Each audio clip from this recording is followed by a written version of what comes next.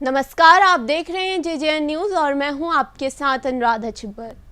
न जाने कितने ही लोगों की इंस्पिरेशन और करोड़ों दिलों पर राज करने वाले जगजीत सिंह जी का आज जन्मदिन है। जगजीत सिंह एक मशहूर गजल गायक थे और एक ऐसी शख्सियत थे जो किसी भी पहचान के मोहताज नहीं है। लेकिन आप में से बहुत कम लोगों को पता होगा कि उनके गजल गायक बनने की कहानी काफी रोचक है। तो चलिए आज बर्थडे स्पेशल में आपको उनकी कहानी से रूबरू कराते हैं।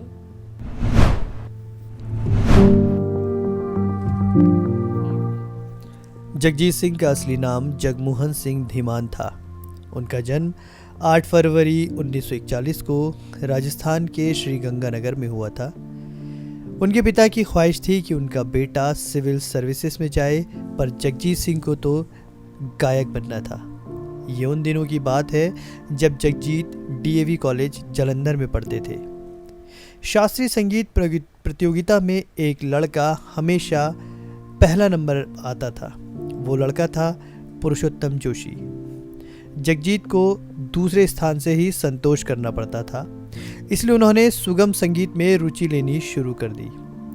इसके बाद उन्होंने कभी पीछे मुड़कर नहीं देखा। वो एक के बाद एक प्रतियोगिताएं जीतते गए और साथ ही लोगों का दिल भी। जगजीत की गायकी तो कमाल थी ही, वहीं वाद्य यंत्रों पर भी उनका कमाल का अधिकार था। जगजीत कहते थे, दुनिया का कोई भी वाद्य यंत्र दे दो, मैं उसे बजा दूंगा। वो कहते हैं ना कि अगर सफलता बड़ी चाहिए तो प्रयास भी बड़ा होना चाहिए। जगजीत जी की सफलताओं को शब्दों में बयान नहीं कर सकते, पर इस सफलता को पाने के लिए उन्होंने दिन रात एक किया है। वो सुबह 5 बजे उठकर 2-3 घंटे रियाज करते थे। हॉस्टल के लड़कों को जबरदस्ती बिठाकर अपना गाना सुनाते थे। इस पर लड़के उन्हें अक्सर कहते कि तुझे तो पास नहीं होना, हमें तो पढ़ने दे। इस पर गुस्से में वो कहते कि एक दिन तुम मेरा गाना सुनने के लिए टिकट खरीदोगे, और हुआ भी ऐसा।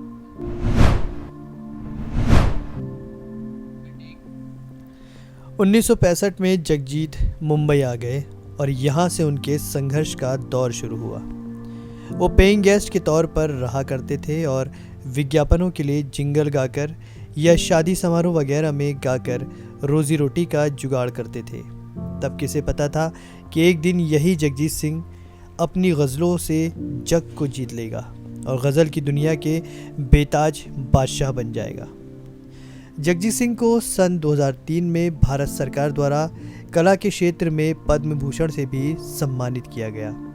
उनकी कुछ बेहद लोकप्रिय गज़लें हैं, जैसे होश वालों को खबर क्या, चिट्ठी न कोई संदेश, होठों से छू लो तुम इतना जो मुस्कुरा रहे हो। ऐसी ही बहुत सी गज़लें हैं जो जगजीत सिंह ने गाई है। क्या आपको पता है, एक समय ऐसा भी आया जब जगजीत जी की शादी में सिर्फ 30 रुपए का खर्चा आया था। एक दिन जगजीत सिंह ने मशहूर गज़ल गायिका चित्रा सिंह से कहा, मैं तुमसे शादी करना चाहता हूँ। चित्रा ये सुनकर सिर्फ इतना ही कह सकी, अभी मैं शादीशुदा हूँ, अभी मेरा तलाक नहीं हुआ है। इस पर जगजीत ने पलटकर कहा, मैं इंतज़ार करूँगा।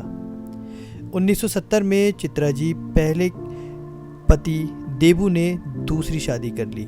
उनकी एक बेटी भी हो गई। अब चित्रा के पास कोई उम्मीद नहीं थी, जबकि जगजीत चित्रा को हमसफ़र बनाने की ठान चुके थे। इस तरह बहुत ही सादगी से महज 30 रुपए के खर्च में दोनों की शादी हो गई। एक दौर ऐसा भी आया जब जगजीत जी ने गजल गाना छोड़ दिया। आखिर क्या हुआ था ऐसा, देखिए।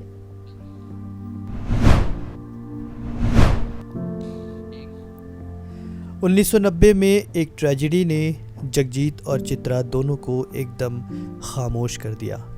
जगजीत और चित्रा के बेटे विवेक का एक कार हादसे में निधन हो गया। इस वजह से जगजीत सिंह 6 महीने तक एकदम खामोश हो गए, जबकि चित्रा सिंह ने इस हादसे से कभी उबर नहीं पाई और उन्होंने अपनी गायकी छोड़ दी। लेकिन जगजीत ने कुछ समय बाद खुद को संभाला और इस हादसे के बाद आई गई उनकी गज़लों में बेटे को खो देने का दर्द साफ झलकता था। जगजीत सिंह की आवाज़ और गज़लों के लिए उन्हें आज भी याद किया जाता है। बहुत ही अच्छी आवाज़ के धनी थे जगजीत सिंह जी।